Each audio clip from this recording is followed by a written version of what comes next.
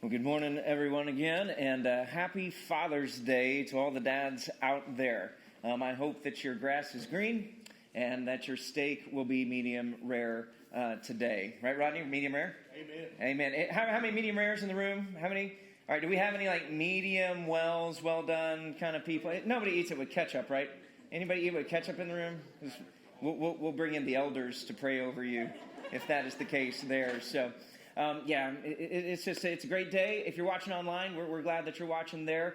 This is like 3 weeks in a row that we've been in a building with people, so that's kind of nice, isn't it? I mean, feels good.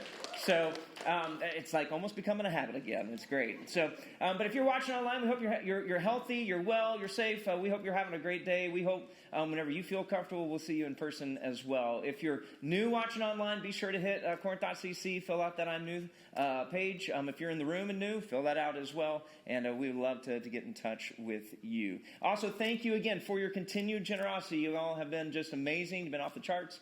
And thank you for that, whether it's been in person for the last few weeks or been mailing in or online. Just thank you very, very much. So today, we are in part 2 of a series that we started last week, because that's how sequences work. Okay, so last week was part 1, this is part 2. And it's a series we're calling Love Like That. And I don't very often tell you all this, but I think that last week is so foundational just in terms of what we're talking about for the next 7 weeks. If you haven't had a chance to go back and watch it, or if you weren't here last week, I really highly encourage that, because it kind of lays the foundation for everything we're talking about. We don't normally do series that are 8 weeks long. And so last week just kind of set the stage for this, what is this love like that? And so last week, Jesus gives a new command, he says, in John chapter 13. He says, "A new command I give you, love one another." But that's not the new thing. The new thing is what he adds at the end whenever he says, "As I have loved you, so love one another." That's what changes the game, and that's what we're saying, that's what we want to do. We want to love like that. How do we love like Jesus loved in the manner that he loved? And so I encourage you, go back and watch that. But today is all about one word. It is about this word. It is mindful. So let's say that together. Mindful. We are talking about paying attention. And so to start off today, I wanted to see just how good we are as a church at paying attention to things. And so I'm going to give you a test. It's going to be a video test that we're going to do. And so I got to set up the test for you, and then we're going to take the test together. So here's what it is. On the screen, there are going to be 6 total people. 3 of them will be wearing white shirts. 3 will be wearing black shirts. There are 2 basketballs that are going to be being passed back and forth. This is your assignment. Count how many passes the people wearing white make to one another. Okay? Not worried about the people wearing black or anything. Just how many passes do the people wearing white make back and forth to one another? So we're going to count those, okay? So if you need to take your shoes off so that you can count better, we're with that. All right. So, Michael, let's go ahead and hit the video. You guys watch this. Count the number of passes the people wearing white make in this video. Now we've done our test here, so I want you to yell out to me, how many passes did the people wearing white give? 16 is the correct answer. Okay, great job. How many of y'all got 16? Okay, good. Now, here's the next question. How many of y'all saw the gorilla walk across the screen? Okay, got a few. How many of y'all noticed that the curtain changed color? How many of y'all noticed that one of the players in black actually left the screen? All right, we're going to show you. All right, I'm not lying to you. So, Michael, let's go ahead and do this. All right, so here we go. We're going to rewind, and we're going to see it all take place. So here we go. Gorilla coming across, person in black off the stage, curtain going from red to orange right there. So how many of y'all got it? Ronnie, did you get it all? No, you didn't get it all. Anybody get them all? Anybody get them all? All right, so isn't this fascinating? So this is called the monkey business illusion. And so it came out in 1999. Some researchers did it. This is actually an updated version of 2010. If you YouTube it, you can have fun with it. There are all kinds of different versions of it. There's one version where I think it's Bigfoot moonwalks across the front, it's the kind of thing. But what it's revealed is that these researchers found it's like 60% of people don't ever see the gorilla. They don't see it. They don't notice the things that are going on. And the reason is this is the principle, is that our eyes can see only what our mind is ready to comprehend. Our eyes can see only what the brain is ready to comprehend. And so whenever we say, all right, we're going to focus in on the people wearing white, passing the basketball, and just focus on that, then it's very easy to miss a gorilla walking across the stage. It's very easy to watch somebody, jumping off the stage, or, the curtains changing color. You see, the researchers call this term, they call it perceptual blindness. Okay, it's just our eyes just can only see what our mind is ready to comprehend. It's easy to become oblivious to the things that are going on. It's easy to actually look but fail to see. It's easy to look but not actually observe what is going on. And so the result of all of this is that we can become blind to that which is actually in plain sight. And so because we're not being mindful, because we're not paying attention to everything that is going on, we are actually blind to what is happening around us. So that's what makes Jesus so fascinating. It's because whenever Jesus comes onto the scene, he did not suffer from perceptual blindness. He saw what other people didn't see. In fact, the gospel writers, Matthew, Mark, Luke, and John, whenever they write the story, they tell us over 40 times that Jesus saw something. And a lot of times it's accompanied by this phrase, he saw and he was moved to compassion. He saw something and it did something inside of him that it moved him to compassion to do something for somebody else. Luke actually tells us a story about this. Gospel of Luke writer, it's in Luke 19. If you got a Bible, that's where we'll be. But it's a story that if you grew up, going to church, VBS, Sunday school, or if your grandmama took you to one of those at one point, you probably heard this story. But Luke is telling us a story about a time that Jesus goes into a city called Jericho. Now Jericho was a beautiful city, wide streets, palm trees. Everybody wanted to live there. It was near the Jordan River. And so Israel at this point is not an independent nation. They're ruled by Rome. And so I want you to think like a government for just a second. Don't do it very long. It's poisonous. But think like a government for just a second. So if you see a large group of people that have a lot of money congregated in one area, what do you want to do as a government to that area?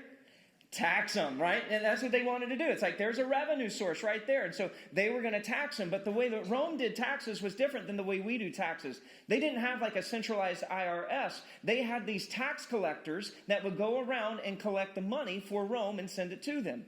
But the way that you became a tax collector wasn't that you put in an application to work for, the Rome IRS. They actually set up an eBay page and they let you bid on the chance to become the tax collector for the region. Now, you wonder, why in the world would somebody ever pay money to be a tax collector, pay money to get a job? And the reason is because you could get stinking wealthy by being a tax collector. Because here's how the gig works. So Les, Carol back there, here's how it works. So let's just say that Rome set that their effective tax rate was going to be 25%.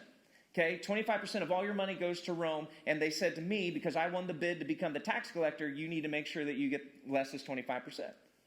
Got it, all right? But because I spent a lot of money to become a tax collector, that means that I'm going to come to you and say, hey, Les, taxes this year, they came in, and I need 50% of all of your money for taxes. And you said, but hey, hold on there. I've been reading the news and all these other kind of things. I thought the tax rate was 25% this year. And I said, yeah, it is, but you owe me 50.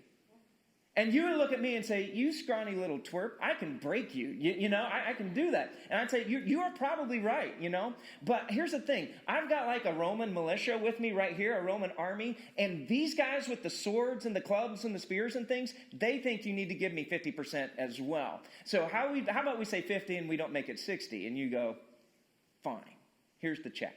And you write it, you might be saying bad names about me, underneath your breath, and you give it to me, and I go about my way. So that's how the tax collectors made their money, is that they would go out and they would tax people extra so that they could collect it, and they would be able to make their own money. They give Rome their due, but they kept all the excess. And so can you imagine how you would feel if somebody from your own family, extended family, same, nationality, same nation, that they started going over to the other side and taking money from you, extorting you, and just making your life miserable? You can imagine how you would feel about people, right? You would hate them. And that's how the Jewish people felt about these people. In fact, it's funny because the Jewish people, they had 4 jobs that they said are just so immoral, that they are so lowest of the lows that you can't do it. It makes you an outsider. Number one was if you were a professional gambler, you were on the outs. Okay, you can't do it. Okay. Number two was if you were a loan shark. So if you're loaning out money and charging them 70% interest, that kind of stuff, then you're on the outs. Number three was if you were a pigeon trainer. Nothing against pigeons, but evidently they used them in gambling. Okay, and so that's kind of what it was. But the fourth and the lowest of the low, tax collector. They hated them. Just absolutely hated them because they took advantage of people. They couldn't be trusted. In fact, one Roman writer said that in one city, they had a tax collector who was somewhat honest. Okay, that was their description of him. So they built a statue to memorialize this guy because they're like, we're never going to see this again. All right, and that's just somewhat honest. So they hated these people. And so Luke is telling us this story. He's like, Jesus is entering into this city of Jericho, this super popular, densely populated place, heavily taxed city. And he walks in, and this is what it says, starting off in verse 1. It says, Jesus entered Jericho and made his way through the town. And there was a man there named Zacchaeus. And he was the chief tax collector in the region, and he had become very rich.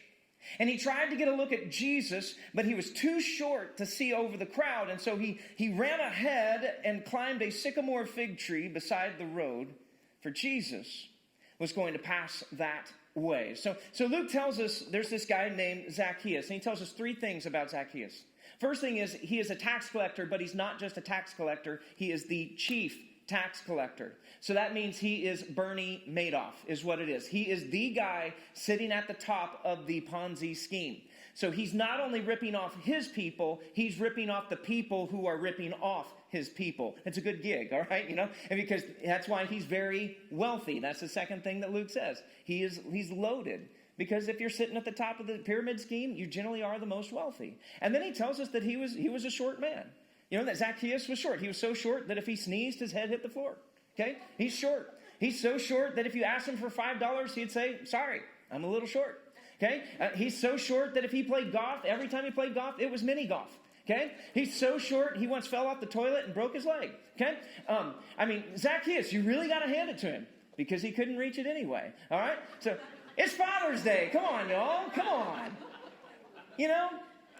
Sometimes you just want to make a joke about short people, but you just don't want to stoop down to their level. That's good. That's the last one. All right, that's the last one. But so that's Zacchaeus. So you've got a guy that is a tax collector. He's chief tax collector. He's wealthy, and he's short. And why does Luke tell us all these things? It's because of this.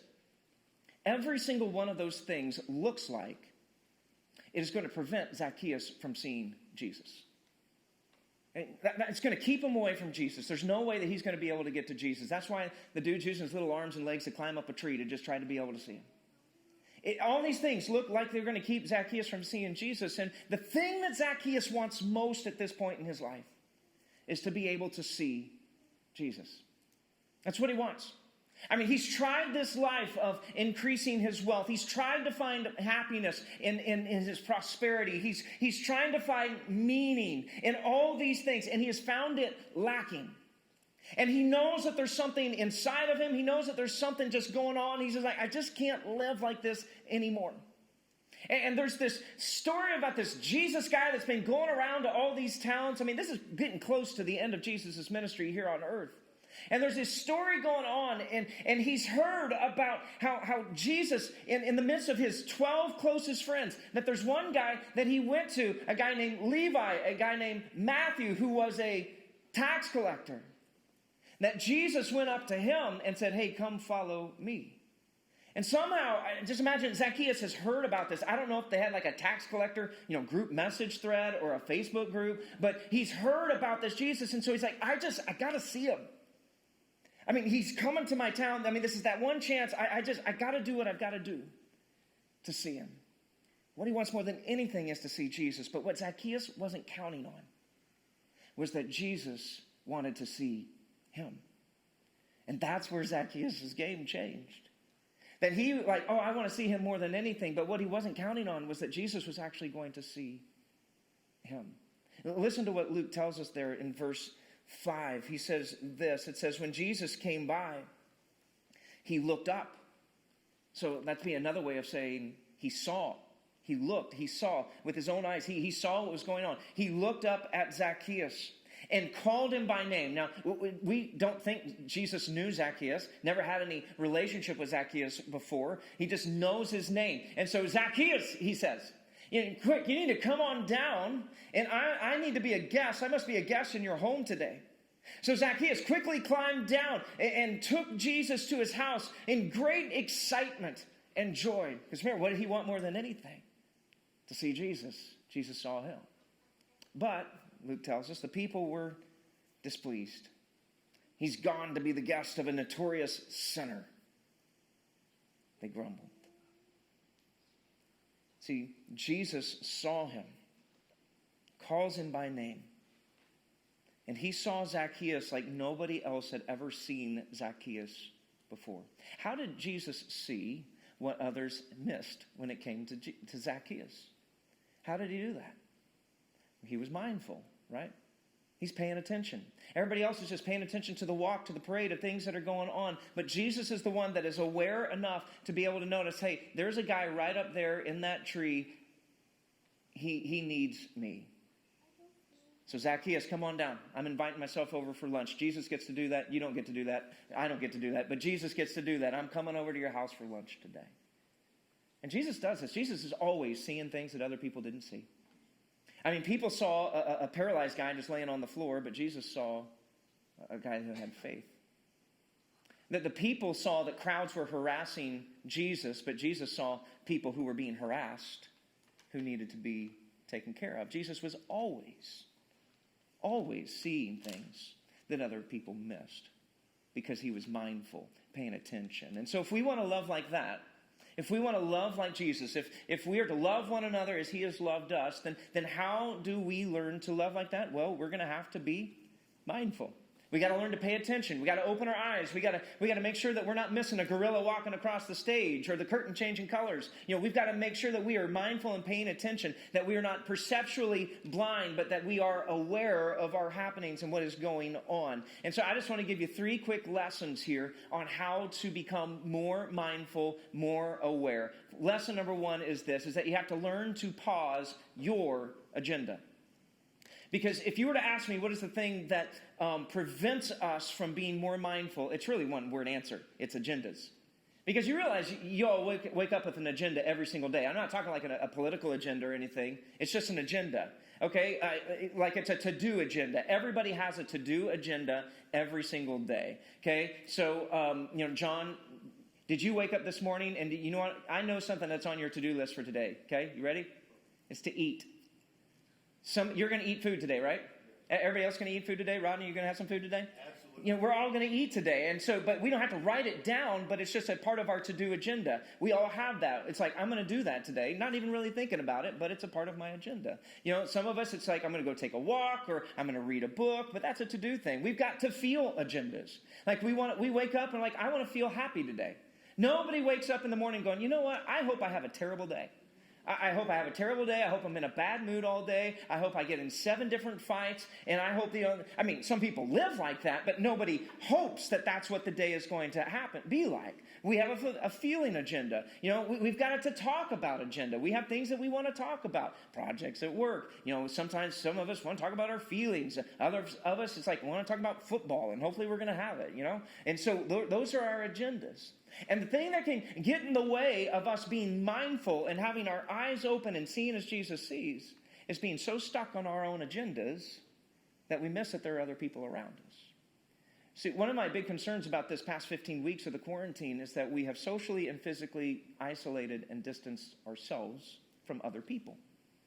And you want to know what happens whenever you socially and physically isolate yourself for 15 weeks and you're only focused on the things that are going on in your house? Do you want to know what you think about most?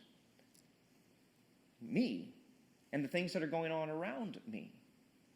And so what is happening is that we have been for 15 weeks, been isolated, distanced from other people. And so we've become inward, more self-absorbed, more thinking about ourselves. And we've forgotten that there is a whole world of other people out there People who have their own agendas and their own needs, and we're missing it. We've got to learn to pause our agenda and to say, you know what, just like Jesus, this isn't efficient, by the way. It'll jack with your schedule, okay? But, I mean, it's not efficient.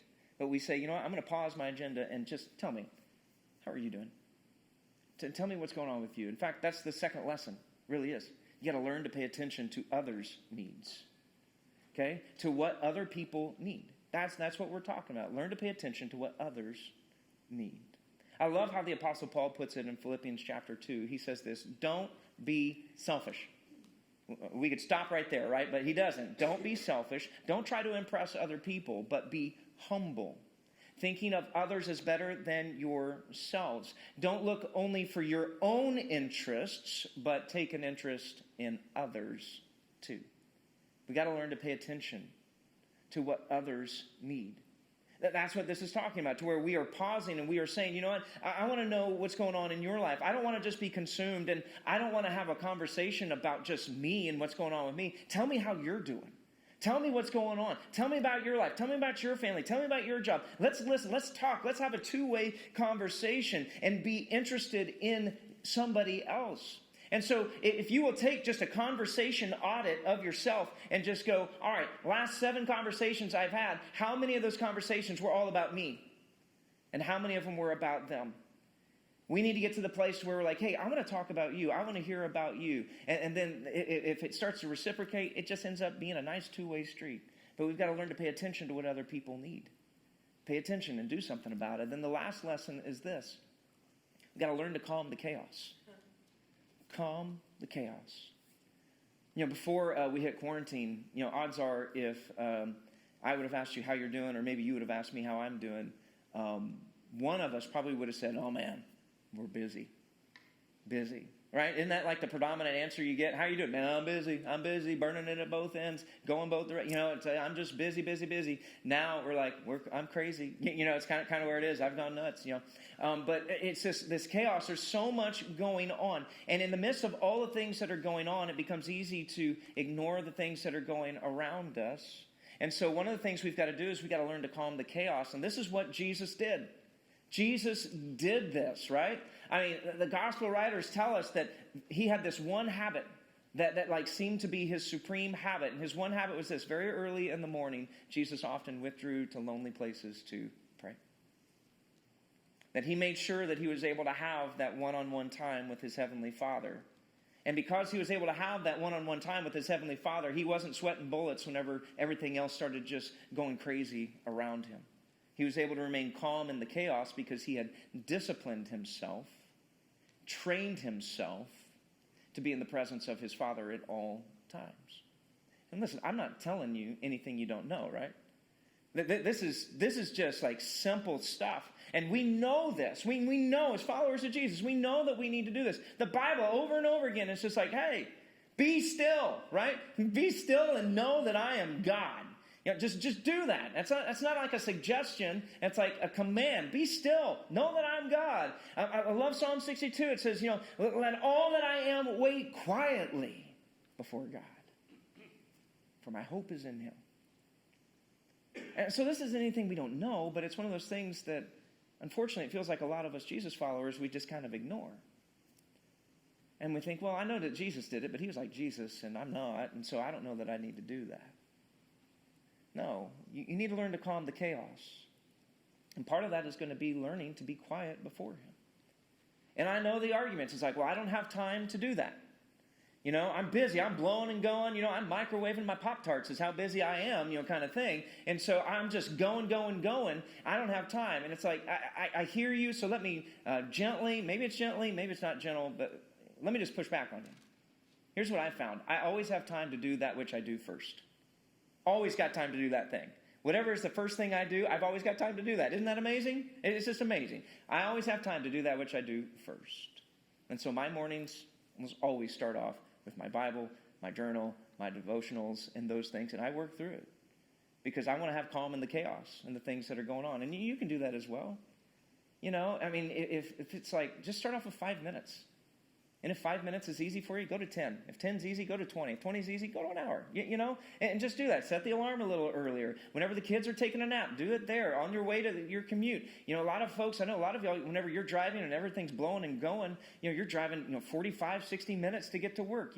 That is an hour of time that you have to be quiet before the Lord. Not with your eyes closed, but to be quiet before the Lord, and to be still before Him. You've got the time. It's there. Just seize it. Because if you want to learn to see like Jesus, or to love like Jesus, you're going to have to learn to see like Jesus. And Jesus learned to see the way that He saw because He was always willing to pause His own agenda, because He was paying attention to what other people needed, and He had learned to calm the chaos. He'd learned to calm it. And so that's what we need to do. In fact, bottom line this morning is that if loving like Jesus begins with seeing like Jesus.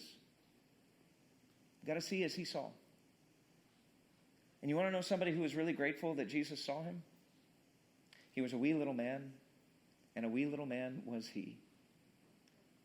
His name was Zacchaeus, who more than anything wanted to see Jesus, but he hadn't counted on Jesus seeing him. And I love there at the end of that story that Jesus says this great statement. He says, the Son of Man came to seek and save the lost. He came to seek and save the lost. And you know what? Maybe today, here in the room, watching online, maybe you kind of feel a little bit like Zacchaeus. And all those things that you've been chasing after, all those things that you've been pursuing, all those things that you have been trying to find meaning, deeper meaning, fulfillment in, they've come up empty. And maybe deep down inside of you, there's something that just feels like it's going to keep you away from Jesus. For Zacchaeus, it's his wealth, it's his job, it's his height. Maybe for you, it's your past. Maybe it's decisions you're making right now in the present. Maybe it's decisions you've made that you're afraid is going to affect your future.